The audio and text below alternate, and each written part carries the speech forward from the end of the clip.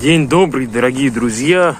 Всем понравилось, все начали спрашивать про мое ветровое стекло на мотоцикле Bajaj Boxer X125.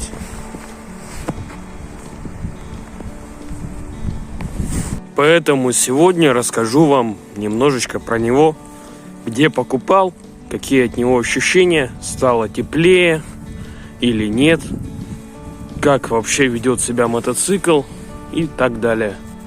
Желаю всем приятнейшего просмотра. Начнем с того, где я покупал данное стекло. Данное стекло я покупал в магазине AliExpress. Обошлось мне оно порядка 5000 рублей. 4900, 4800. Примерно так. Данное стекло изготовлено из высококачественного АБС пластика, что за свои деньги очень даже хорошо. Ширина стекла 404 миллиметра, наивысшее положение, то есть если мы вот эти самые верхние положения поставим, у нас будет 505 миллиметров в высоту. Также данное стекло регулируется с помощью отверточки. Раскручиваем 4 фиксатора с помощью листовой отвертки и поднимаем стекло вверх либо вниз, куда вам нужно.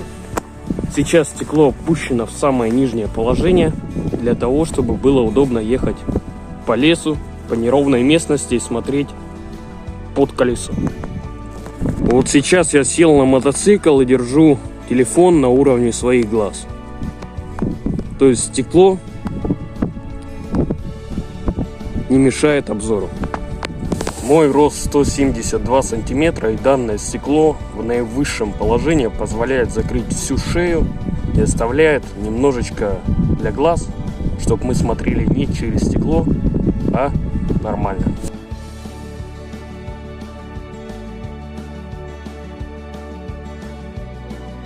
Сейчас стекло поставил в самое высокое положение. Давайте попробуем сесть на мотоцикл и посмотреть, каково это. Делаю телефон на уровне глаз, вот так вот, чуть выше. И обзор у нас вот такой.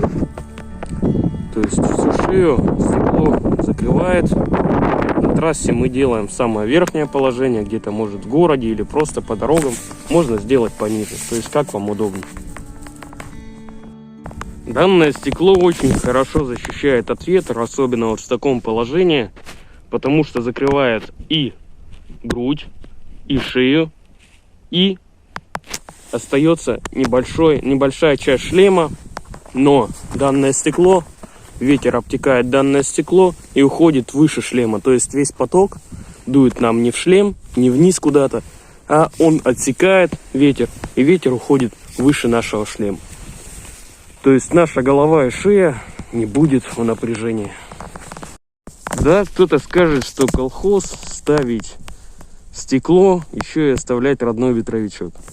Но как раз таки с помощью этого мы увеличиваем пространство, высоту точнее стекла.